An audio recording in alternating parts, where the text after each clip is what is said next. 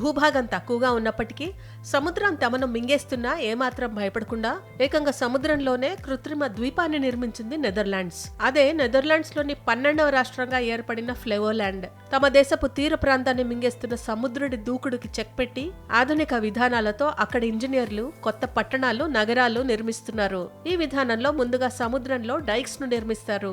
Dykes అంటే సముద్రం మధ్యలో పెద్ద గట్లను కట్టడం. గట్లు కట్టిన తర్వాత ఆ గట్ల మధ్య ఉన్న నీటిని భారీ మోటార్ల సాయంతో తిరిగి సముద్రంలోకి పంపిస్తారు. ఇప్పుడు అత్యాధునిక విద్యుత్ పంపులు అందుబాటులోకి రావడంతో పని మరింత సులువైంది. నీటిని మొత్తం బయటకు పంపించిన తర్వాత బురద ఏర్పడుతుంది. విమానాల నుంచి ఆ బురదలో గడ్డి విత్తనాలను చల్లి అవి మొలిచి బాగా పెరిగే వాతావరణాన్ని కల్పిస్తారు. ఆ కలుపు మొక్కలు ఎదిగే కొద్దీ అక్కడి భూమిలో తేమ తగ్గి నేల గట్టిపడిపోతుంది. ఆ తర్వాత క్రమంగా ఆ భూమిని నివాసాలకు అనువుగా మార్చుతారు. ప్రస్తుతం వేల సంఖ్యలో ప్రజలు నివసిస్తున్న ఫ్లెవోలాండ్ 100 ఏళ్ల క్రితం సముద్రపు అడుగు భాగంలో ఉండేది.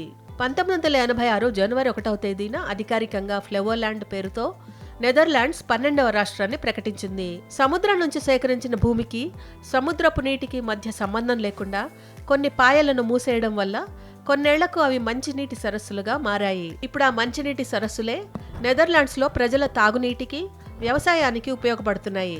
వాటిపై నిర్మించిన డ్యాంల పైన రోడ్లను నిర్మించడం వల్ల వివిధ ద్వీపాల మధ్య రవాణా సౌకర్యం పెరిగింది. డచ్ ఇంజనీర్ల నిరంతర కృషి వల్ల నెదర్లాండ్స్ కేవలం భూమిని మాత్రమే కాకుండా ప్రపంచంలోనే అత్యంత సారవంతమైన వ్యవసాయ భూములను కూడా తయారు చేసుకుంది. ప్రస్తుతం వాతావరణ మార్పుల వల్ల పెరుగుతున్న సముద్ర మట్టాలను ఎదుర్కోవడంలో డచ్ ఇంజనీర్లు ప్రపంచానికే మార్గదర్శకులుగా నిలిచారు. దీంతో ప్రస్తుత సమయంలో సముద్ర మట్టాలు పెరుగుతుండటాన్ని ఎదుర్కొనేందుకు అమెరికా, వియత్నాం వంటి దేశాలు డచ్ ఇంజనీర్ల సలహాలను తీసుకుంటున్నాయి.